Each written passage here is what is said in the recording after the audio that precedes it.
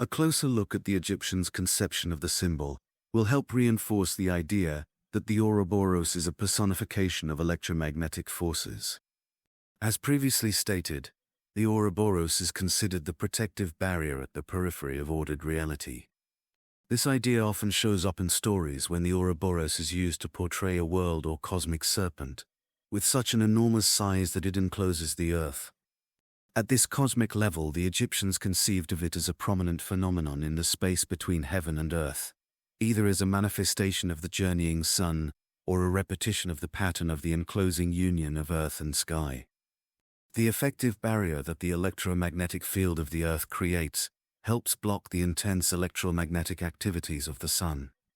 Furthermore, the field exists between heaven and earth and can be considered as tied to the sun because of the interaction between the sun's forces and the earth's field. This relationship becomes visible in the form of the northern lights. Even though the magnetic shield protects Earth, some of the sun's charged particles permeate the field and are seen reacting with the atmosphere, creating the illuminating dance of lights in the sky. This manifestation of the sun's energy and its interaction with the magnetic field can be considered to effectively connect the sky with the earth, and so form a union of heaven and earth, or earth and sky as proposed by the Egyptians. This relationship of Earth's magnetic field and the sun expresses the same original meaning of the Ouroboros as an outer limit of the earth at the edge of the ordered world. The magnetic field acts as a boundary between the chaotic nature of radiation in space and the orderly nature of atmosphere and the terrestrial environment. In Norse mythology, the great world serpent known as Jormungand, or the Midgard serpent, is an image of the Ouroboros and a reference to electromagnetic forces. This serpent is said to be so large that he forms a coil around all of the visible world known as Midgard.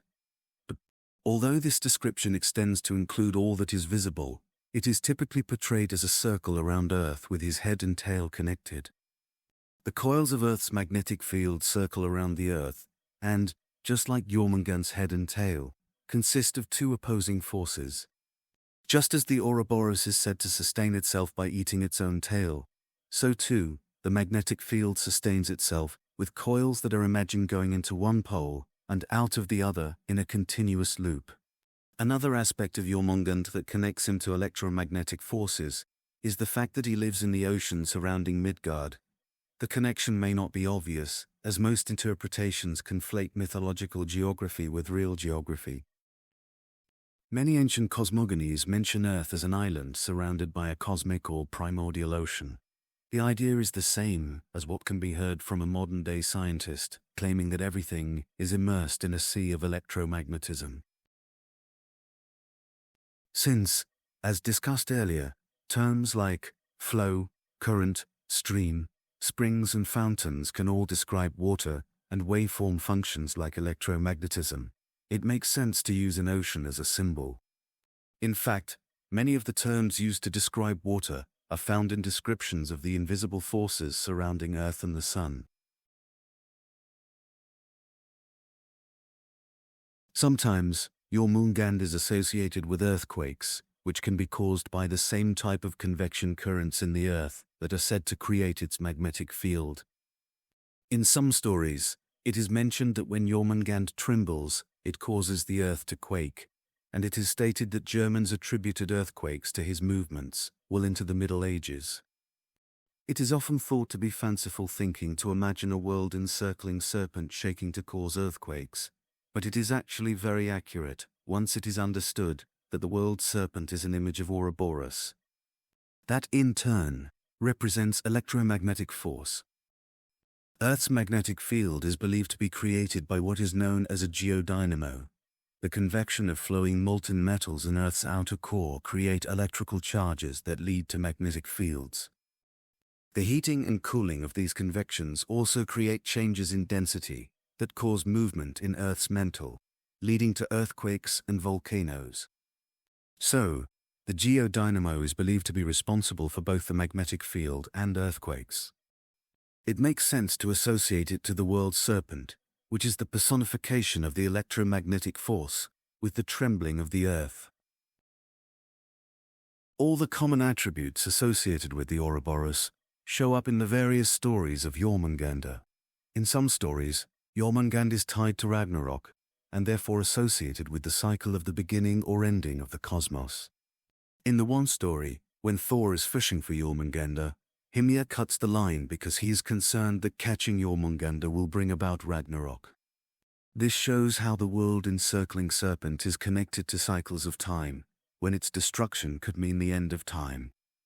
The basic ideas of Ouroboros, the circling and protecting of the world, the connection with water, and the representation of time, are all summed up in the story of Thor and the giant god Loki.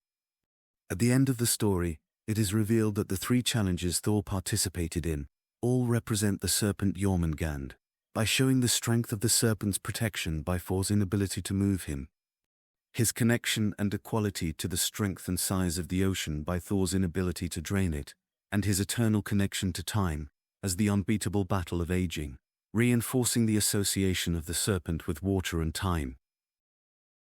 In ancient Hindu mythology, there is a giant cobra with the name Shesha that expresses qualities similar to what has been outlined above about the electromagnetic force and the Ouroboros. The characteristics of Shesha enforce the basic ideas of a world-encircling serpent in connection with water and time. Shesha is said to be the king of all nagas or serpents, which may be interpreted as meaning the culmination of the serpent as a symbol and an image of the overall concept. It is believed that Shesha is under the earth, supporting it on his hoods. This image of a serpent in the underworld is found as a motif in many different stories across the globe, and parallels the modern scientific idea of imaginary magnetic field lines that coil through the earth and create a protective bubble that supports life. The flow of iron inside the earth generates electric currents that create magnetic fields which also create more currents. These patterns of flow create a field that extends out into space and protects Earth. To clarify, a magnetic field can be said to come from inside the Earth, the source of which would be under the world, and extends out over the Earth, giving support to the atmosphere and terrestrial life, just like Shesha. Furthermore, it is believed that without Shesha's coils, the world would not exist. When Shesha coils its massive body, time moves forward and creation takes place. However, whenever he coils back, the universe ceases to exist. Without the support of Earth's magnetic field, life would most likely not exist.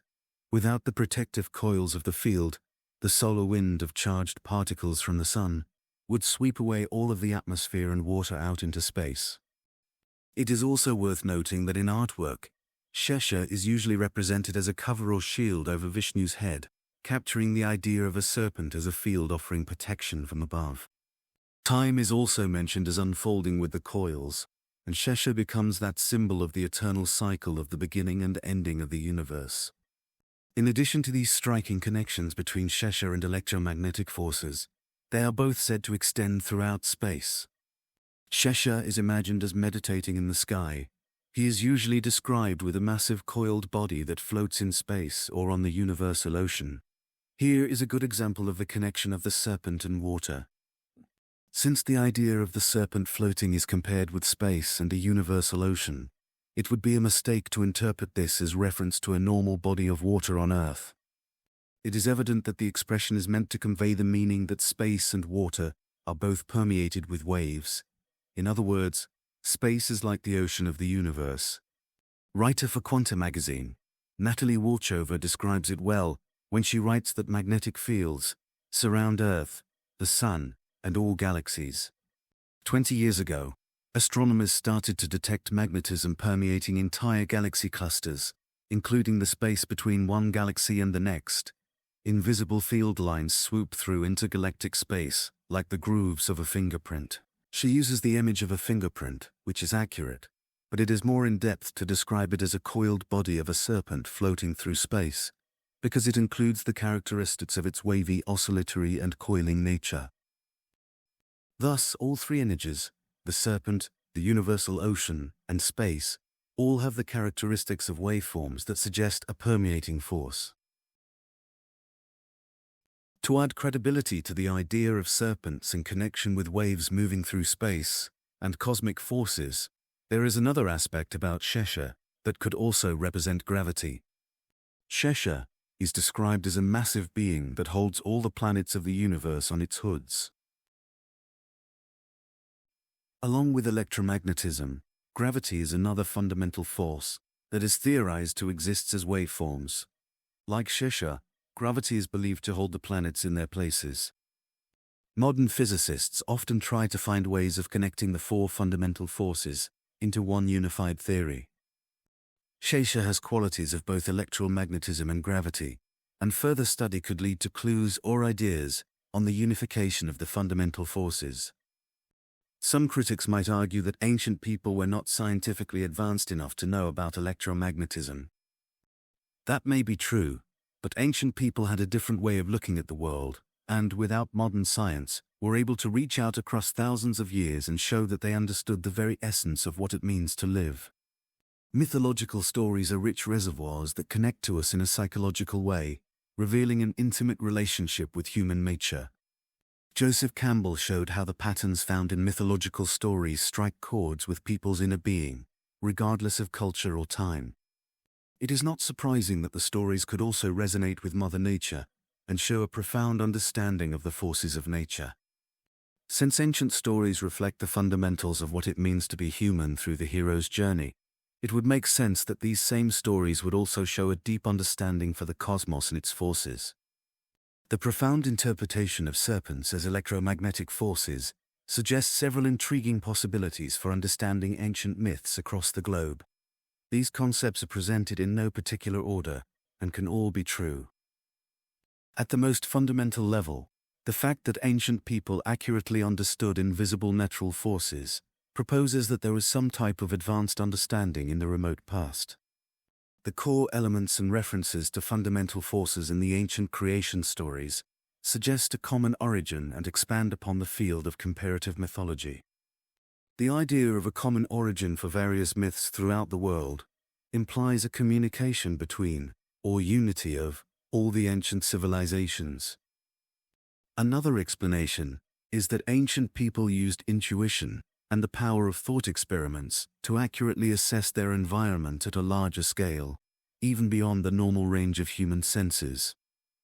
Another possibility, that may fall in line with Joseph Campbell's expression of the hero's journey, or monolith, suggests that civilizations from all over the world tapped into some kind of psychological aspect and subconsciously planted accurate information about Mother Nature's fundamental forces into their stories of the creation of the cosmos.